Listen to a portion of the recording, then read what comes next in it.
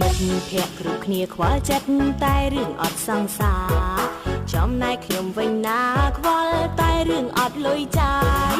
ដេកដើរកិនមួយថ្ងៃមិនដែលសប្បាយគិតពេលឡើងស្គមកាយសង្វិតដូចកាយចាញ់ជីកពេលមានលុយចាយវាយមិនដែលចេះសំចៃតាំងដល់ពេលដាច់ចៃធ្វើឯងអង្គុយយំយេងៀងនេះអងៀងនោះក៏អស់គ្រប់ផ្នែកគ្រប់អារម្មណ៍មិនស្រែកខំប្រឹងដើរលេងឲ្យបានធូរទីម៉ូតូជីងឲ្យវាស្រឡាក់មុខមាត់ជីងបានប៉ុន្មានម៉ែត្រមេចាប់ផ្ដើមធ្លាក់ភ្លៀងមកឈូទៅមុខមិនរួញបងក្រោយបែកកាន់តែកោរឹងមិនដើរម៉ូតូទាំងនៅក្នុងខ្លួនគ្មានមួយរៀលមានអ្វីឈឺចាំជាងពេលអន់លុយទៀតឡើយ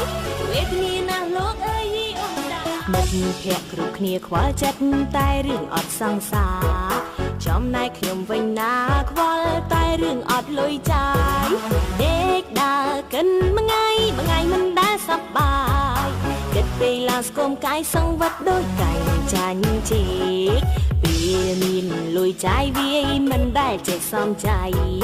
តាំងដល់ពេលដាច់ចៃធ្វើឯងអង្គុយយំយេងៀងនេះអ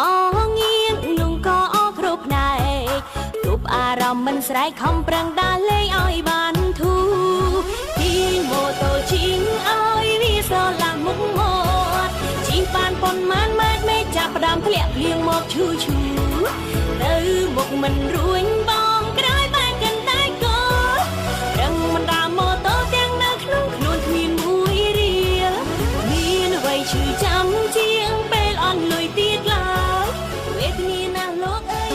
មិត្តភក្តិគ្រប់គ្នាខ្វល់ចិត្តតែរឿងអត់សង្សារចំណែកខ្ញុំវិញណាខ្វល់តែរឿងអត់លុយចាយដេកដើរកិនមួយថ្ងៃមិនដែលសប្បាយគិតពេលឡើងស្គមកាយសង្វិតដូចកាយចាញ់ជី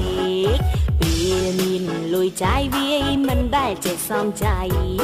តាំងដល់ពេលដាច់ចៃធ្វើឯងអង្គុយយំយេងៀងនេះអងៀងនោះក៏អស់គ្រប់ផ្នែកគ្រប់អារម្មណ៍មិនស្រែកខំប្រឹងដើរលេងឲ្យបានធូរទីម៉ូតូជីងឲ្យវាស្រឡាក់មុខមាត់ជីងបានប៉ុន្មានម៉ែត្រមេចាប់ផ្ដើមធ្លាក់ភ្លៀងមកឈូទៅមុខមិនរួញបងក្រោយបែកកាន់តែកោ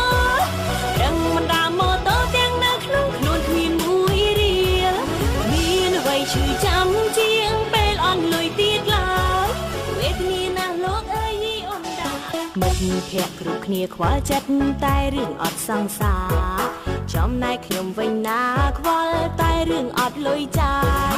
ដេកដើរកិនមួយថ្ងៃមិនដែលសប្បាយគិតពេលឡើងស្គមកាយសង្វិតដូចកាយចាញ់ជី